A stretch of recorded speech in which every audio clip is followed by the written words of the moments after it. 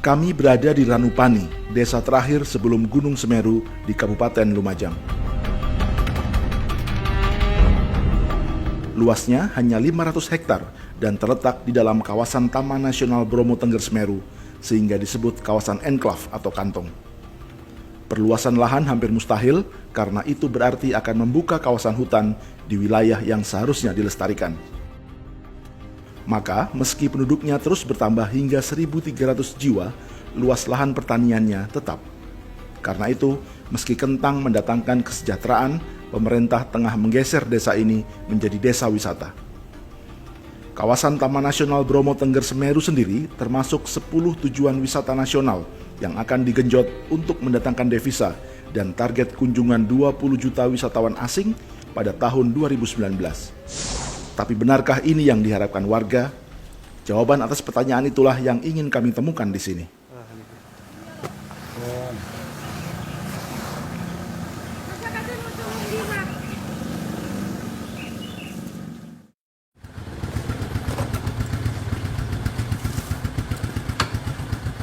Rumah ini dibangun Sukodono dari hasil bertani kentang di atas lahan 1,5 hektar. Cukup luas untuk ukuran rata-rata petani di Ranupani.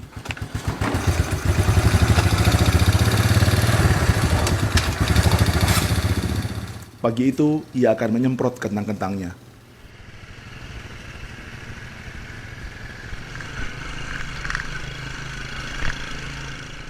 Untuk nyemprot kan fungisida. Kalau obat fungisida ini banyak macamnya, tapi ada yang untuk mencegah busuk daun dan batang. Dulu zaman mbah-mbah dulu sebelum ada ZA, sebelum ada fosfat segala macam, pakainya apa Pak ya? Orang sini namanya ada yang namakan paitan atau jeboran. Ini yang dipakai daunnya untuk dibuat pupuk. Saya sendiri kadang sekarang kekurangan pupuk itu saya masih pakai itu. Saya punya mesin penyacahnya.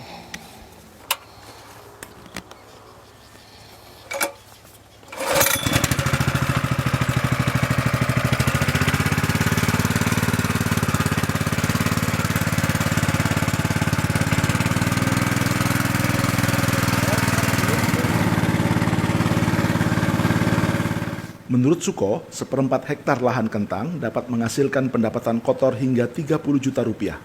Itu artinya dengan 1,5 hektar yang ia miliki, omsetnya bisa mencapai 180 juta rupiah setiap 4 hingga 5 bulan masa panen. Salah satu faktornya karena ia melakukan pembibitan sendiri. Ini kan kelihatan biji-biji ini. Ini kalau sudah mateng, ini agak lunak. Bisa diambil bijinya ini lah ini. Ini. Oke. Itu yang dijadikan bakal bibit. Bibit. Ya. Sebelumnya Bapak membeli bibit. Membeli. Tinggal tanam.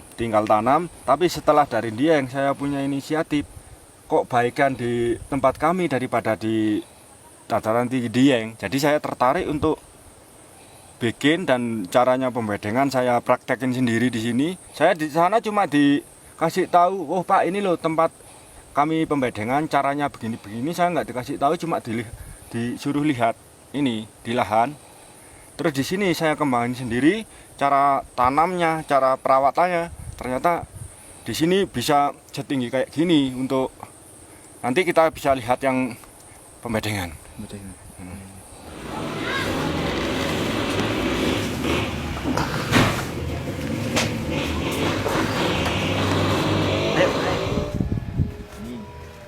Dengan memanfaatkan atap rumahnya, Suko membuat tempat pembibitan sendiri dengan sistem polybag. Kalau yang baru tumbuh itu berapa minggu udah usianya? Ini 2 minggu. Nggak boleh sinar matahari terlalu, nggak boleh. Terus hujan terlalu nggak boleh. Nah gitu. Hal yang sama juga dilakukan Joko, tetangganya, namun dengan sistem bedeng. Pohon bibit seperti ini bisa dijual Rp50.000 per batang. Bibit berupa umbi lebih tinggi nilai ekonominya. 1 kilo hampir 300 ini. Bisa 300, bisa sampai 350 bisa. 3.000 bijian ini. Bijian. Sekecil Tunggal ini ini. 3.000. Oh, per biji 3.000. Nah ini kalau dihitung berapa? Nah, enak tuh kilone.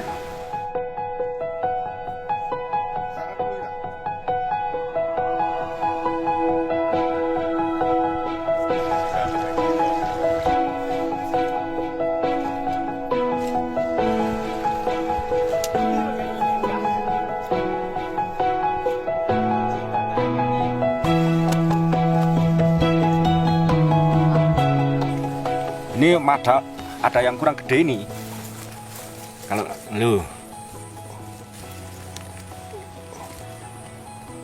apalagi kalau apa ya, lahannya itu bagus. Loh. Ini batangnya belum seberapa gede, apalagi kalau batangnya yang gede kayak gini. Ini lebih besar umbinya. Segede ini ya, Pak ya? Loh. Nah. Ini sekilo isi berapa ini kalau segede-gede ini, Pak? Kalau segede ini mungkin sekilo 3 atau 2. Kalau yang gedenya kurang lebih besar daripada ini, itu di sini hampir ada yang 1 buah kentang hampir 1 kilo.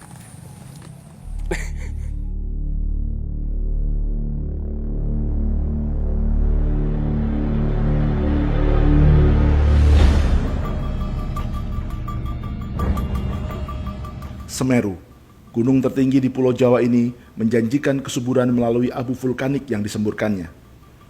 Tapi kesuburan tanah di Ranupani terancam pengikisan atau erosi. Nenek moyang mereka dulu bertani dengan sistem terasiring, artinya lahan dibuat berundak sehingga air hujan tidak langsung mengikis permukaan tanah yang kaya nutrisi atau unsur hara. Namun generasi petani yang hidup hari ini tidak tertarik dengan ide teras iring atau menanam pohon-pohon penyangga karena akan mengurangi luas lahan yang bisa ditanami.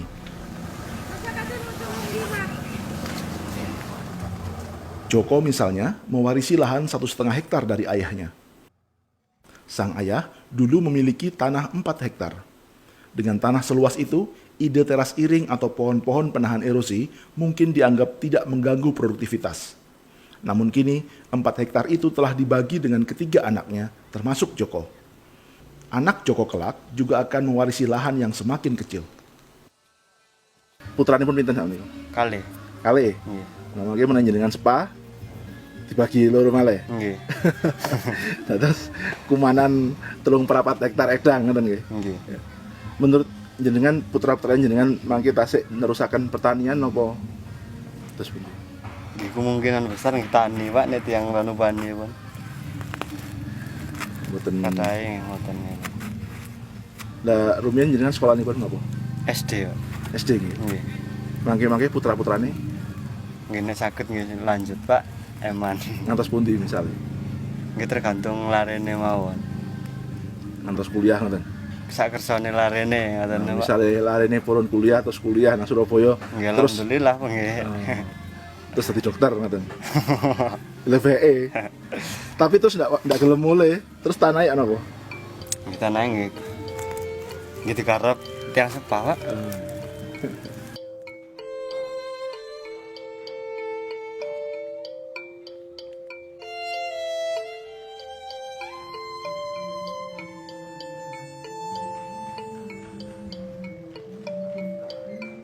Bila hujan datang, tanah pertanian yang kemiringannya mencapai 45 derajat ini tidak akan menahan air, sehingga terjadi erosi dan pengikisan.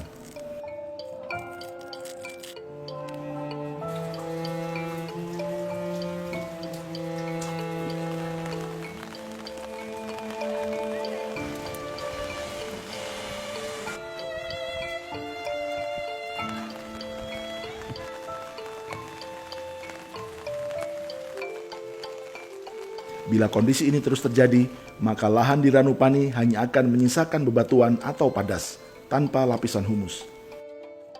Pada hari itu, kiamat kecil ekonomi seperti pernah dialami ketika masuknya bawang putih impor akan kembali terjadi. Iku nak pira iku anu nih? Tony Artaka, Kepala Resort Taman Nasional Bromo Tengger Semeru yang bertugas di Ranupani, mengungkapkan keprihatinannya. 25. Sini ki sing jero kene nak pira iki gitu. Sing jero bisa. Kan taman suci. Siro lupat 6 2 sama 10 11. Mereka tahu kok kalau volume tanahnya tinggal 20 cm. Makanya mereka setiap saat menambah pupuk dari bawah. Logikanya kan kalau mereka menambah pupuk dari bawah sebenarnya harusnya kan tanahnya lebih banyak. Enggak seperti sekarang ini kan. Nah, ini sebenarnya masyarakat sudah menyadari cuma nggak bisa berbuat banyak. Ini betul lah. 4 menit kemudian tuh dia berarti dia cuma lihat bukan doang. Itu baru. Saya pertama kali masuk TN sini tahun 2000 masih menjumpai beberapa lahan pertanian yang menggunakan terasiring. Tapi begitu jenis-jenis komoditas pertanian yang semakin beragam, ada kentang, ada tomeo, ada bawang polong itu, mereka merubah dari terasiring menjadi los gitu. Jadi sebenarnya awalnya terasiring. Sekarang itu masih ada 2 atau 3 petak yang mereka masih berpegang teguh pada pola pertanian yang lama. Jadi karena kentang ini komoditas yang seksi sekali ya. Betul sekali. Yeah. Jadi mereka tergiur oleh itu sehingga mereka merubah pola pertaniannya dan otomatis kan mendapatkan luas yang lebih daripada dibuat teras. Padahal kalau berpikir jangka panjang, kalau unsur haranya terus tergerus, apa poinnya gitu? Punya komoditas seksi tapi kemudian tanahnya tidak kaya lagi dan terjadi lagi peristiwa seperti bawang putih yang nggak bisa tumbuh lagi di sini. Betul sekali, bahwasanya itu yang menjadi masalah juga. Jadi memang pengetahuan masyarakat di sini sangat kurang, pendampingan juga sangat kurang. Jadi teman-teman atau masyarakat kita yang ada di Ranupane ini memang sangat membutuhkan pendampingan yang kontinu. Dampak lain juga mengancam. Aliran air hujan yang membawa lapisan tanah berakhir di sebuah danau yang juga menjadi nama desa ini, Ranupane. Menurut catatan pihak Taman Nasional, 10 tahun lalu, kedalaman rata-rata danau ini masih lebih dari 10 meter, namun kini hanya sekitar 3 meter. Bila laju pengendapan atau sedimentasi ini tak berhenti, danau Ranupane ini akan hilang dalam 5 tahun ke depan. Padahal, inilah sejarah sekaligus identitas dan daya tarik wisata di desa ini. Maka, serta-merta menjadikan Ranupane sebagai desa wisata tanpa menyentuh akar masalah pertaniannya, sejatinya hanya menunggu gelombang masalah berikutnya terjadi. Pihak Taman Nasional sendiri bergeming dengan status Ranupane sebagai daerah kantung untuk membuka lahan pertanian baru agar tekanan terhadap sedimentasi Ranupane sedikit berkurang. Taman Nasional memperluas enclave tidak mungkin. Tidak mungkin. Itu sesuatu proses yang sebenarnya mungkin juga ya. Atau tapi harga prosesnya sangat susah ya. Atau harga mati memang enclave 500 hektar itu. Iya.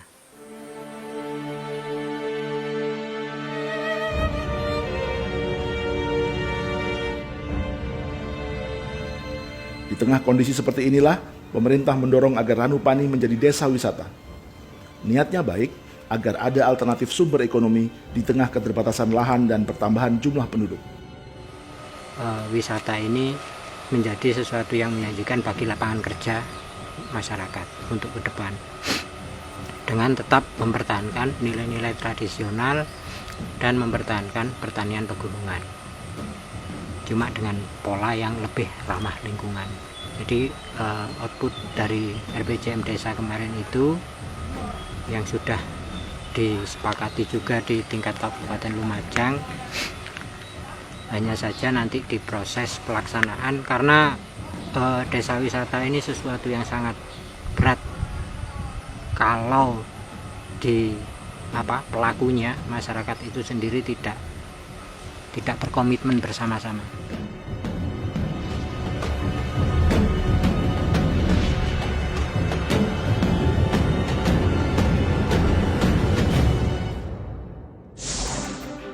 Tapi benarkah ide itu cocok bagi petani seperti Suko?